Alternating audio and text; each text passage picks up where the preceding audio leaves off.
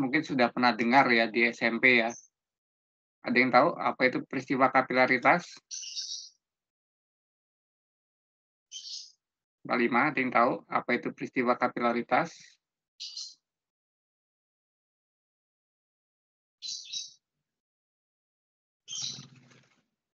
Nggak fokus ya.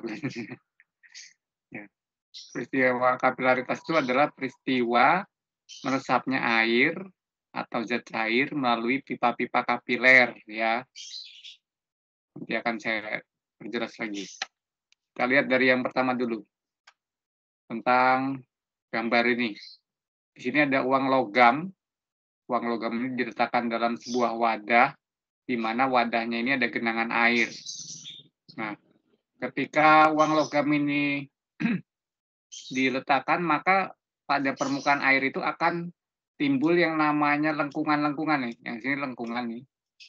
Ini lengkungan yang begini, ya. Sedangkan yang di sebelah sini lengkungannya gini, dindingnya. Nah, hal ini sebenarnya akibat adanya tegangan permukaan zat cair. Jadi di permukaan zat cair itu ketika ada benda yang menyentuhnya, maka zat cair itu akan mengalami gaya tarik. Nah, di dalam zat cair itu gaya tarik sebenarnya ada dua ya. Tapi untuk tegangan permukaan ini terjadi akibat adanya gaya kohesi. Kalau gaya kohesi itu adalah gaya tarik-menarik antar partikel-partikel yang sejenis pada permukaan fluida. Contohnya, ada serangga air yang bisa berjalan di permukaan air. Kemudian gelembung yang dihasilkan oleh air sabun. Jadi kalau kalian pernah lihat ada serangga yang bisa kayak terapung gitu di atas air, nah itu karena kakinya di permukaan airnya ada tegangan permukaan. Begitu juga dengan air sabun.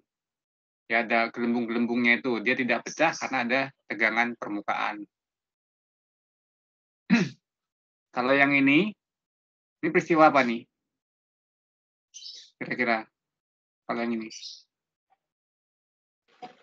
IPA 5, halo, bisa dengar suara saya? Kalau yang seperti ini peristiwa apa nih? Screen-nya nge-stuck, Pak. Hah? Stuck? Oh, sampai mana? Stuck di mana? Masih di kompetisi dasar, Pak. Oh, alah. Kok bisa begitu?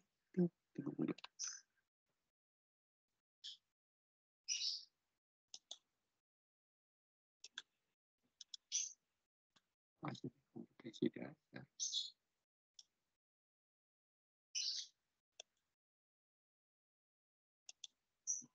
Coba saya berbagi layarnya di desktop.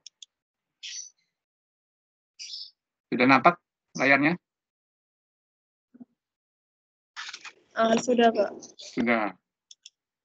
Ulang lagi berarti ini. Ya, sudah berubah ke PowerPoint? Sudah?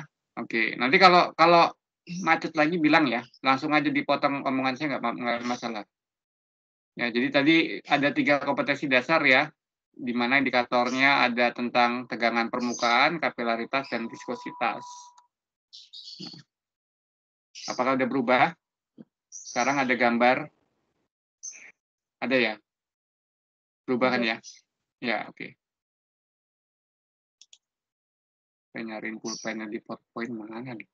Jadi hilang. Mana pulpennya? Tuh. Hilang.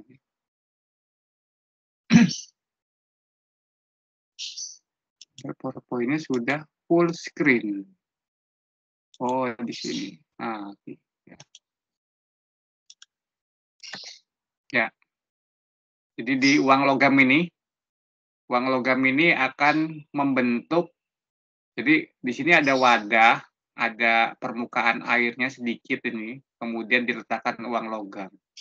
Maka di uang logam ini akan terbentuk semacam apa ya, kayak selaput gitu loh. Selaput yang mengelilingi uang logam ini. Begitu juga ketika dia menyentuh dindingnya ini, dia juga ada selaputnya. Ada selaput-selaputnya. Sama saja buktinya kalau ada tegangan permukaan, gampangnya begini.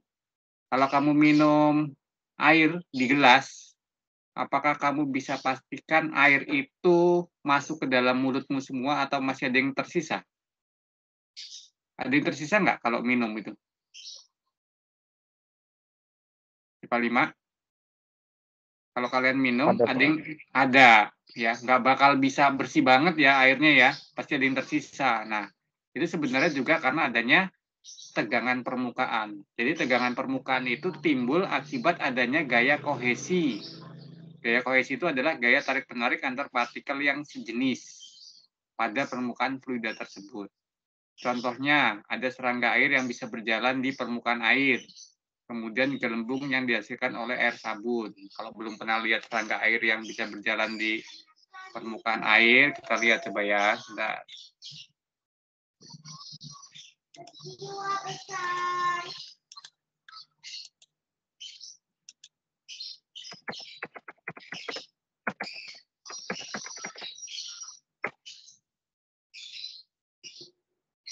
Hai.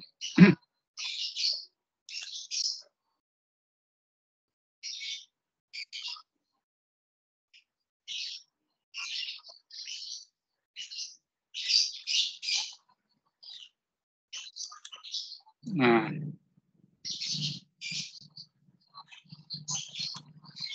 ini contoh serangga air. Nih, di sini ada selaputnya nih. Selaput yang dia bikin apa? Ada tegangan atau lapisan tipis. Ya. Jadi di permukaannya dia seolah-olah menimbulkan kayak gaya tarik menarik. Ya, di kakinya tadi nih, di kakinya ini tadi mana ya? Nah, di kakinya ini nih. Oke. Lagi ya. Kemudian contoh lain juga ada di gelembung sabun. Ya, dia bisa nggak pecah itu karena adanya tegangan permukaan. Nah, kalau yang gambar ini sudah berubah gambarnya. Kira-kira gambar apa nih? Peristiwa apa? Kelima. Kira-kira peristiwa apa nih? Airnya nih, dilihat nih. Airnya bisa keluar nih lewat tisu-tisu ini. Peristiwa apa kira-kira? Halo. Kapilaritas bukan, Pak? Iya, betul. Siapa itu suaranya siapa tadi itu? Erika ya? Apa siapa? Erika, Pak. Erika ya. Oke, makasih Erika. Ya, jadi itu termasuk peristiwa kapilaritas ya. Jadi air ini kalau didiamkan saja, ini bisa jadi pindah nih ke sini. Netes semua ke sini. Ya. Baik yang hijau, yang kuning, ataupun yang biru. Nah, kalau dalam kehidupan sehari-hari, selain gambar ini, ada juga kalau dulu orang suka pakai kompor minyak. Ya, kompor minyak itu pakai apa biasanya dia? Pakai sumbu ya. Sumbu yang seperti lampu sentir itu ya. Jadi sumbunya itu dia letak kapilaritasnya di situ. Jadi minyak yang ada di bawahnya ya terserap ke dalam sumbunya itu, kemudian kalau sumbunya itu dibakar maka ya kompornya bisa menyala. Tapi ya nyalanya nggak seperti kompor gas, dia warna apinya biasanya cenderung apa oranye ya atau merah, menandakan kalau tidak terlalu panas dibanding kompor gas. Kalau kompor gas kan bisa sampai warna biru. Nah, di dalam kapilaritas itu ada bisa dua kejadian. Jadi kalau dalam gaya tarik-menarik itu ada yang namanya kohesi, ada yang namanya adesi. Kalau tadi dikatakan di awal di tegangan permukaan, kalau kohesi itu adalah gaya tarik-menarik antar partikel sejenis. Sedangkan adesi adalah gaya tarik-menarik antar partikel yang beda jenis. Nah, kalau lihat kejadian ini adesinya lebih besar. Kenapa? Berarti gaya tarik antara kaca dengan air, di sini isinya air, itu lebih besar daripada gaya tarik antara air dengan air sendiri. Sehingga di sini yang terjadi adalah meniskus cekung. Ini namanya meniskus cekung. Nah, Akibat adanya meniskus cekung ini, maka ketika dimasukkan pipa kapiler, maka air ini punya ketinggian sebesar H. Sedangkan pada kejadian raksa itu adesinya yang lebih besar. Kohesinya yang lebih besar, adesinya kecil. Ya. Kohesi itu gaya tarik penarik antara partikel sejenis. Berarti gaya tarik antara raksa dengan raksa lebih besar daripada raksa dengan kaca. Hal ini dibuktikan dengan adanya meniskus cembung nih. Jadi istilahnya kayak tangan kegenggam gitu loh. Dia lebih erat ini raksa sama raksanya. Nah, ini ada keunikan nih. Ketika ada pipa kapiler, maka yang terjadi dalam pipa kapiler ini malah turun. Bukannya naik seperti ini, dia malah turun. Jadi sebenarnya syaratnya terjadi kapilaritas supaya dia bisa naik, dia kohesinya harus lebih kecil daripada adesinya. Ya, maka dari itu kalau misalkan ada kejadian antara minyak sama air, oh nanti di sini aja di rumusnya nih, sorry, jangan saya tanya dulu. Jadi dari sini bisa dicari besarnya ketinggiannya itu tadi mau tinggi yang naik atau yang turun itu dengan rumus H sama dengan 2 gamma cos theta per rho GR. Kalau nggak salah ini ada di halaman 141 kalau nggak salah. Coba yang ada buku cetaknya 141. Di halaman 142 itu ada keterangan kosnya. Hanya saja di halaman 142 kurang angka 2. Dia nurunin rumusnya di persamaan berapa ya? 320 apa ya? 2-nya kurang. Bener nggak? Coba buka buku cetaknya. Halaman 141 dan 142.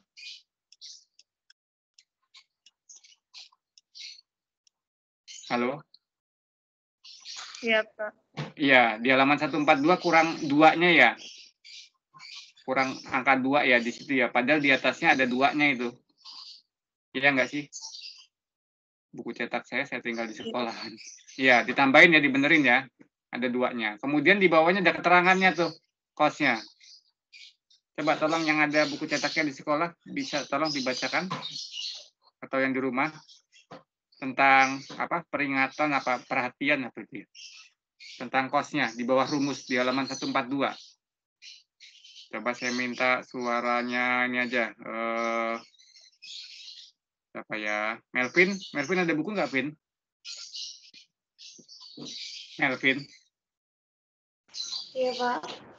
Tolong dibacakan Melvin yang tentang aturan kosnya itu, Vin. Yang di bawah rumus ada catatan apa perhatian apa.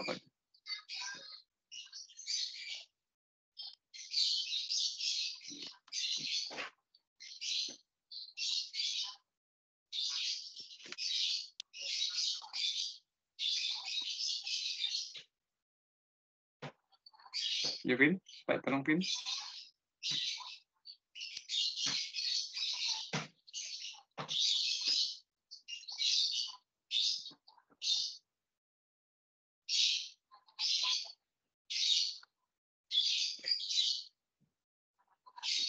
Nah, Vin.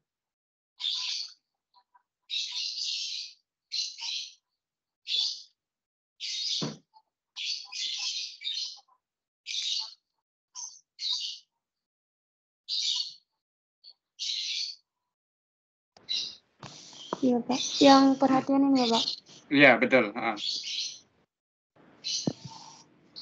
Perhatian untuk zat cair, meniskus, cekung, misalnya air, sublimum adalah lancip,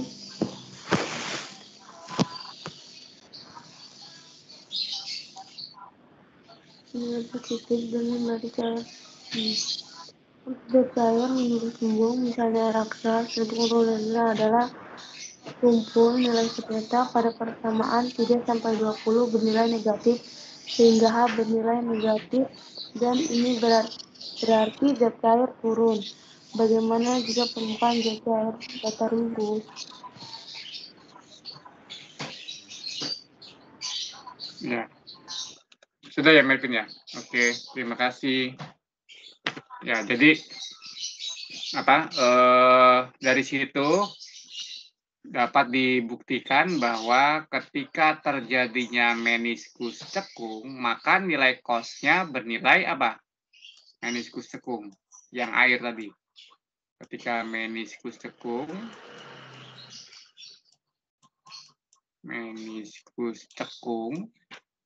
cost-nya positif apa negatif? Nilai cost-nya positif ya. Ingat-ingat ya. Ketika dia meniskus cembung, yang raksa tadi, maka nilai cost-nya negatif. Itu ya. Nah, dari sini nanti, untuk mencari tegangan permukaannya, itu bisa tinggal turutkan rumusnya aja. Nah, sekarang kalau saya kembali ke pertanyaan, tadi saya mau bertanya begini. Kalau kita lihat hubungan antara H dengan Rho di sini, ini berbanding lurus apa terbalik nih kalau kayak gini? Nah, H sama Rho. Lurus apa terbalik? Lurus terbalik itu gini maksudnya. Kalau Rho-nya diperbesar, maka H-nya besar apa kecil? Kalau Rho-nya diperbesar, H-nya akan menjadi lebih besar apa lebih kecil?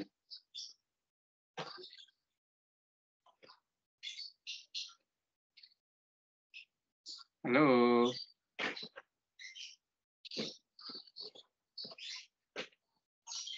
Niputu. Halo Niputu. Iya, Pak.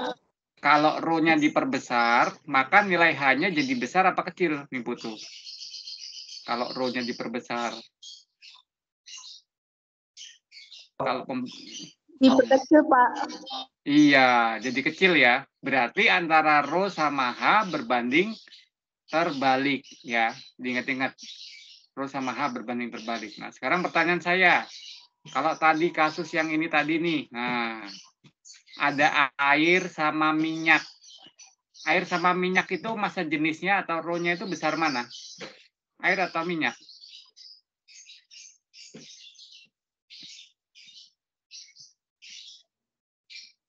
Halo. Air ya, Pak. Air. Berarti tingginya kalau diisi air dengan diisi minyak, hasilnya nanti tinggian mana? Tinggian air apa tinggian minyak?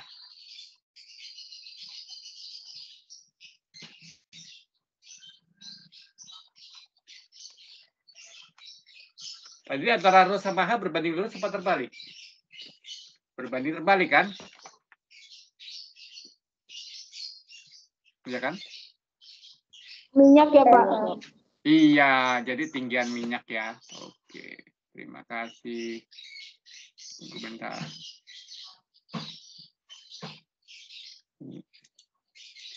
Kalau mau keluar nggak?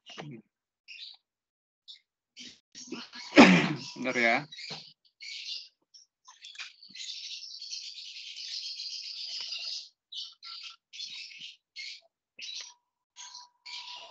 Jadi sampai nanyain saya carinya gimana. Oke, tak kirimin gambar.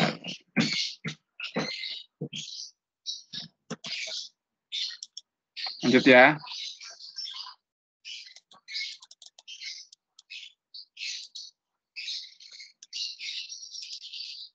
Aduh.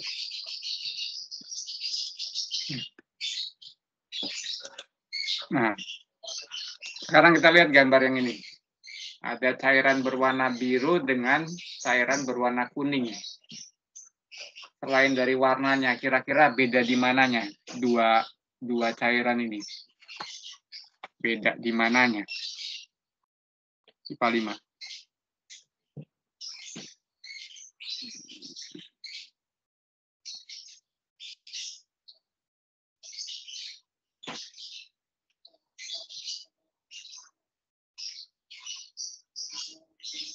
Berbeda tekstur ya, Pak? Beda karakter.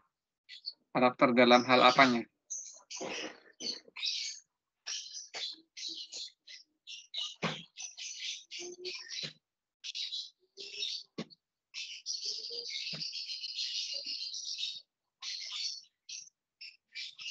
Berbeda di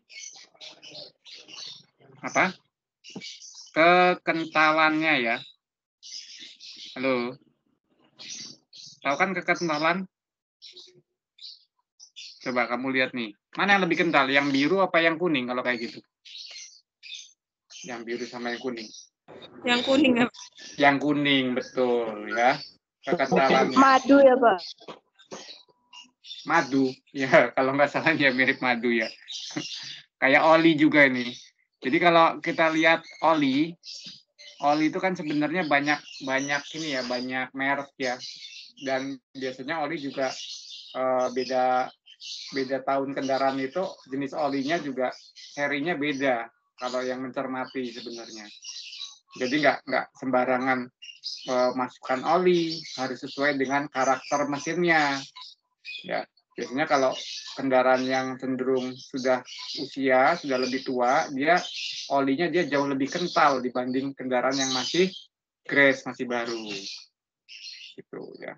Jadi kekentalan ini di dalam fisika sering disebut juga dengan viskositas. Jadi viskositas itu adalah kekentalan.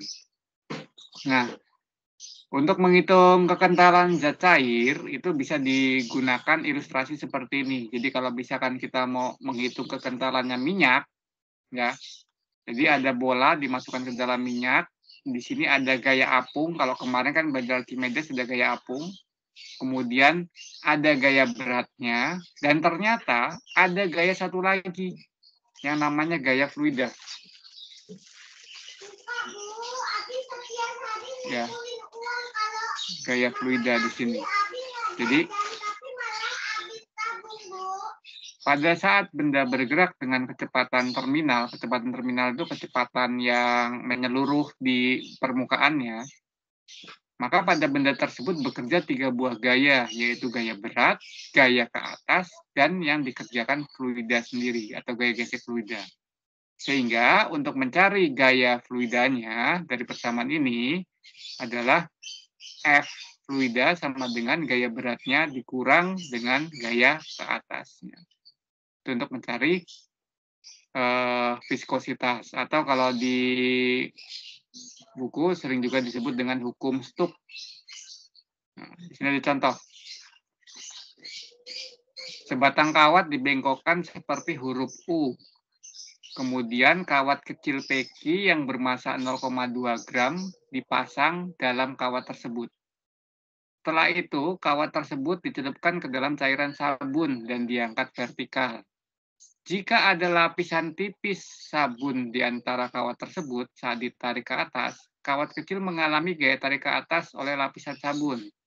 Agar terjadi keseimbangan, maka kawat kecil PQ digantung benda bermassa 0,1 gram. Pertanyaannya, jika panjang kawat PQ 10 dan nilai gravitasi 9,8, berapa tegangan permukaan tersebut? Nah, jadi di sini yang harus diperhatikan, jadi misalkan ini ada air ya, ini ada air, kemudian ini ada kawat. Nah, tegangan permukaan itu,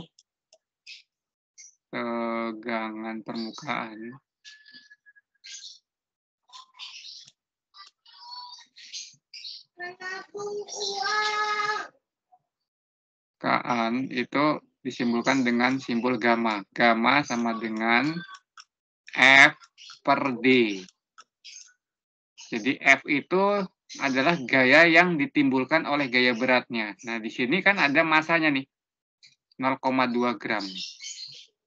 Ya. Massa benda sendiri 0,1 gram. Apa bedanya untuk menggunakannya di sini? Nah, yang mengalami tegangan permukaan itu kan si kawatnya ini. Jadi yang kita pakai adalah massa kawatnya ini. Tunggu. Jadi tidur di depan kita. Ya. Oke.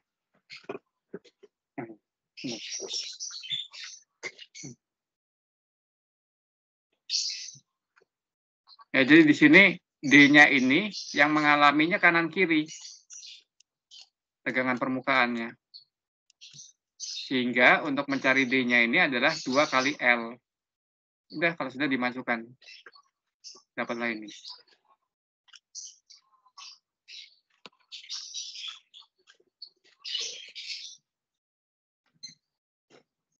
Ya.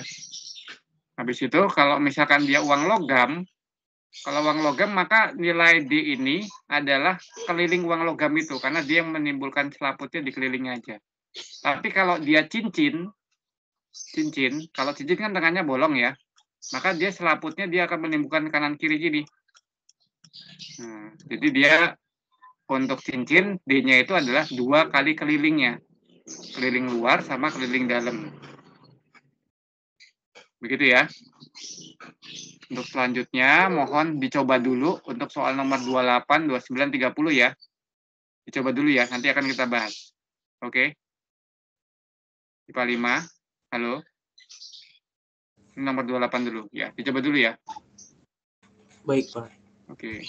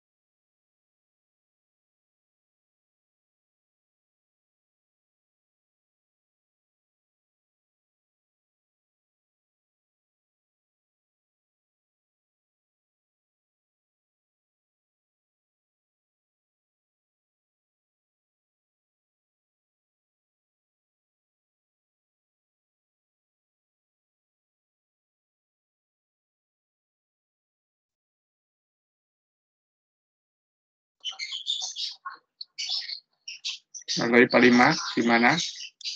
Sudah dapat berapa nomor? Yang 28. Ada kesulitan nggak? 28 bisa nih ya? Halo, Pak Lima. Masih ada kan ya orangnya?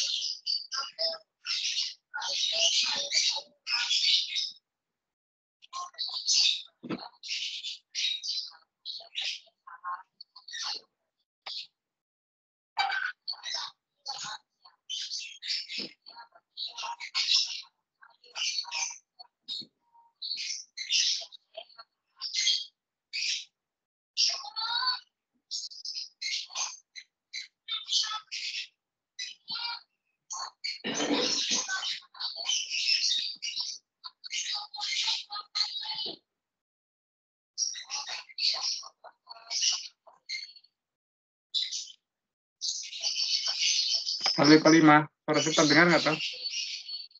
Pak Lima. Halo.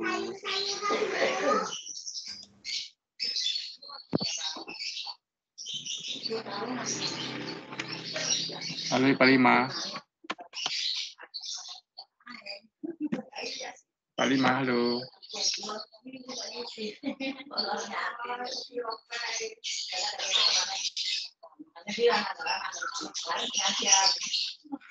Halo, Erika.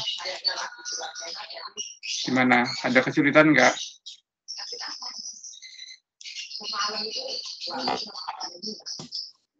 Erika reconnecting, Pak. Gimana? Erika lagi keluar.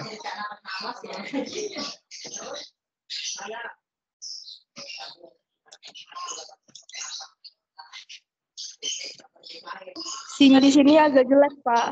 Oh, agak jelek. Oh, ya udah. Oke deh. Kalau gitu nih, PowerPoint-nya saya share di ini dulu aja ya, di tim dulu ya. Oke, nanti bisa dilihat-lihat ya. Ya udah, terima kasih untuk pembelajaran hari ini.